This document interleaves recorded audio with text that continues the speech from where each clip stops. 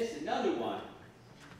Comes from out in that area, and it's, I just love this song. It's the greatest cynical piece of kind of hard luck humor. And called Starving to Death on a Government Claim. And it has to do with the Homestead Act, when the government was giving out parcels of land to anybody who'd go out there and would live out in the Midwest for 5 years, and they could have the land. They had to pay a little bit of money, but mostly stayed on the land. Now, I'm sure you've all seen the pictures of those little prairie sod houses, and in case anybody has a romantic idea that it might be fun to stay in one, this song ought to disabuse you of that. And it's got a good chorus too. My name is Perkins, a bachelor I am. You'll find me out west on an elegant land. You'll find me out west in the country of fame, starving to death on a government claim. Here's the chorus. Hoorah, Bickford County, the land of the free, the home of the grasshopper, bedbug, and flea. I'll sing of its praises and tell of its fame while starving to death on a government claim. Next time around, help me out. Well, my clothes, they are ragged, my language is rough, my bread is corn dodger, my goodness how tough. Nothing to eat and nothing to wear, nothing from nothing is Greer County fare. Hoorah, Greer County, the land of the free, home of the grasshopper, bedbug, and flea. I'll sing of its praises and tell of its fame while starving to death on a government claim. My house, it is built of a natural sod. The walls are erected according to God. The roof has no pitch, it's level and plain. I always get wet if it happens to rain. Hoorah, Greer County, the land of the free, the home of the grasshopper, bedbug, and flea. I'll sing of its praises and tell of its fame while starving to death on a government claim.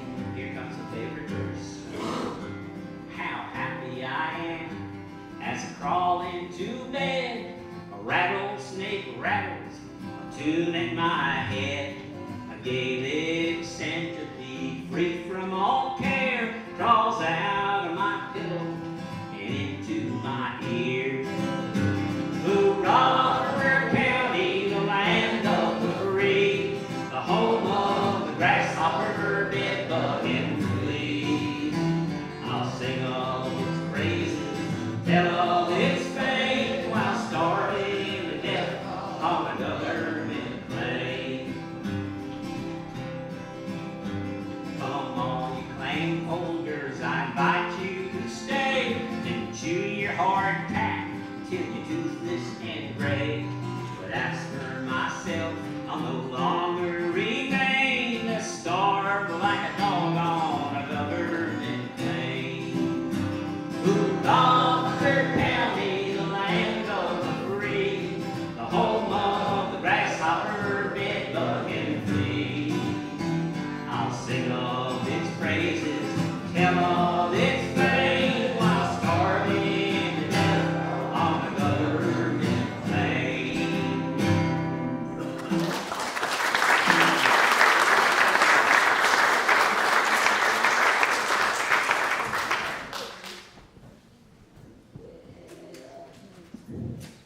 Please sing you a short little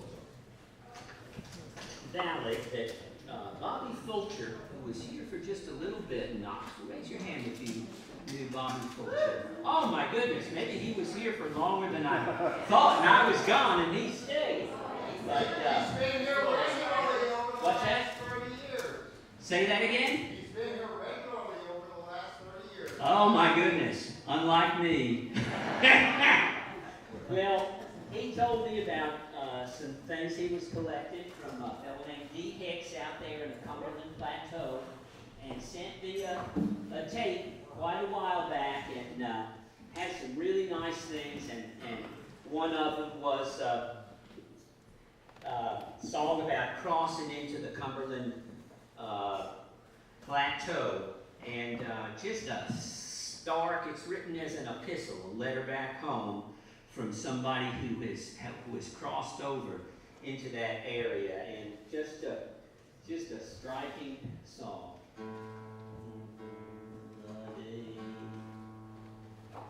The day I parted away from you, in sorrow, grief, and in trouble too, you gave to me the parting hand, and you wished me safe in old Cumberland land. Well, I took the steering in my hand, and we steered through ice, and we steered through sand.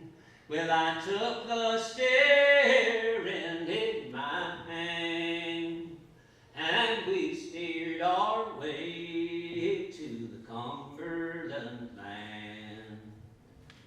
But when we got there, it was ice and snow, and it rained and hailed, and the wind did blow, which has caused us all for the morning side, saying here with cold we all must die. Well, I found 500 human graves, all walled in with Freemason signs, which has made me think that in former days some human race did pass this place. Well, I've nothing strange to write to you. Preaching is scarce and religion too, but we've a happy land and a fertile soul. Here is honey and wheat, here is corn and all.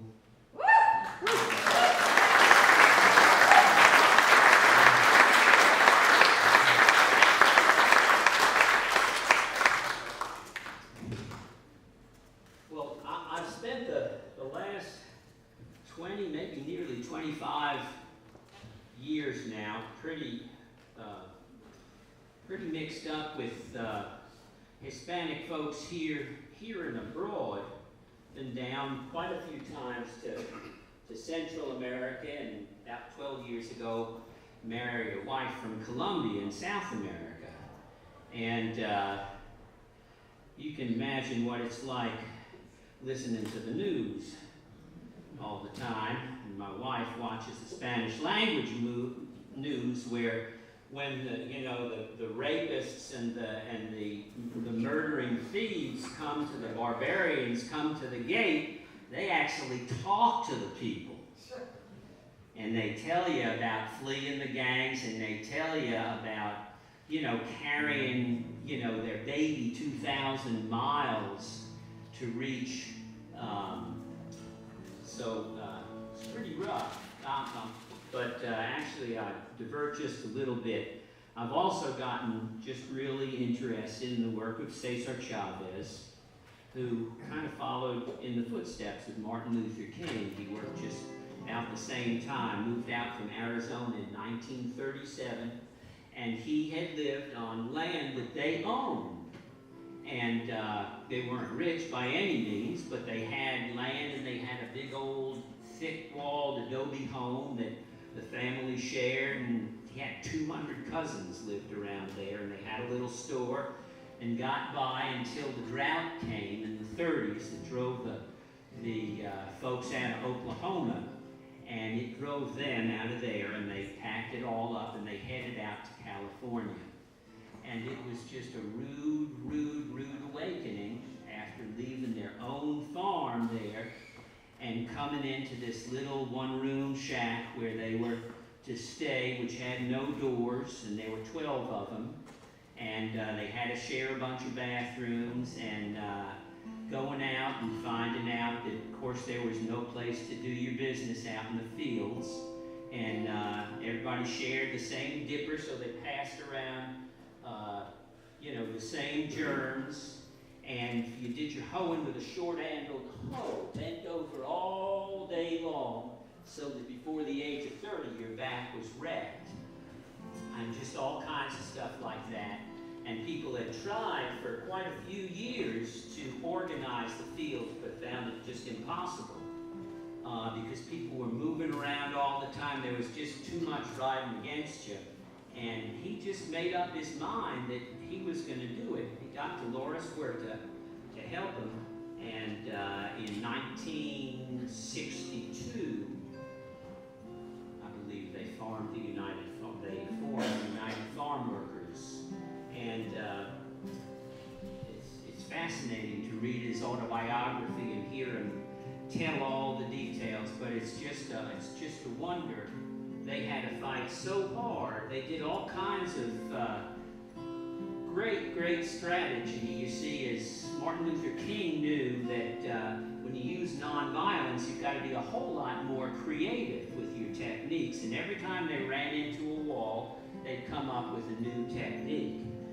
And one of the things they did when they were trying to garner attention was they had a 300-mile pilgrimage, is what he called it, a march up to Sacramento to draw attention to all the terrible conditions of everybody. And of course, as with Gandhi and as with the civil rights movement, the press came. And they started out with just a handful of people, and only one person in the first town would keep them, but as they went and they went and they went, they picked up more and more people, and they started appearing on the television in the state and around the country. When they got to Sacramento, they had 10,000 people and a mariachi band to play for them. And they changed, they got their first contract. It took them a long time to get that. And then when they tried to get some other contracts going, they ran into the problem that when they went out on strike, of course, they brought in strike breakers as well as bullying and beating and everything else. So we came up with the idea of a boycott. And he didn't come up with the idea, but he came up with the idea for them to use the boycott. And they sent people out all over the United States to all the cities, talking to all the different groups, and even going over to Europe and getting allies. And finally, they were able to get the rest of the wine industry on board. But here's the thing, reading his autobiography, it's heartbreaking that constantly they had to renegotiate these contracts all the time. So it was the same thing over and over and over again. Well, one of the things that they fought about a little bit later on was the use of pesticides. And you probably may have noticed that that's still a problem. Well, Hinajosa, who lives pretty close to the border and is a fine singer-songwriter, has this little song that she sang called Something in the Rain. And it's about a little boy, maybe 12 years old, whose sister is dying from the pesticide poisoning. And he's trying to figure it all out, and in the beginning of the song, he's kind of believing the line that had been given him, that it's something in the rain. And then he starts to think about it. And it kind of sounds like maybe he came into contact with some folks who were organizing, because he starts to change his thinking. It goes like this. Mom and Dad have worked these fields. I don't know how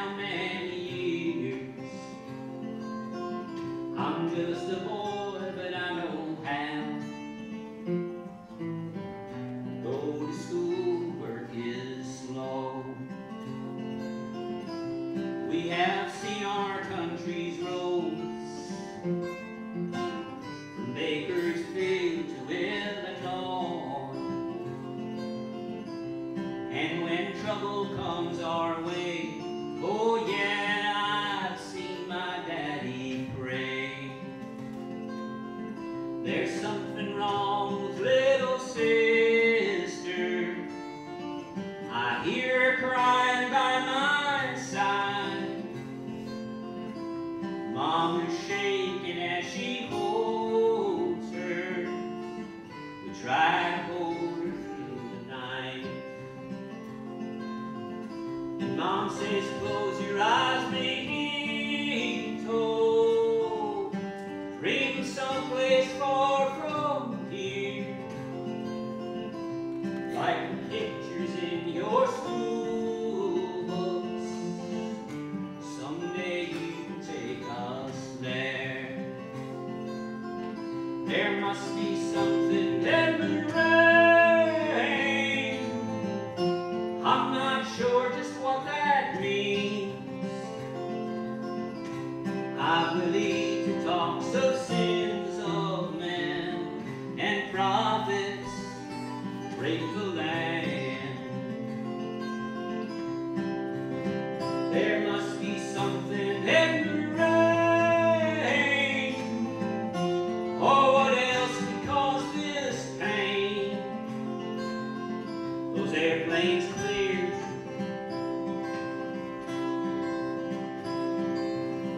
those airplanes clear the crops so things can grow. Oh no, there must be something in the rain.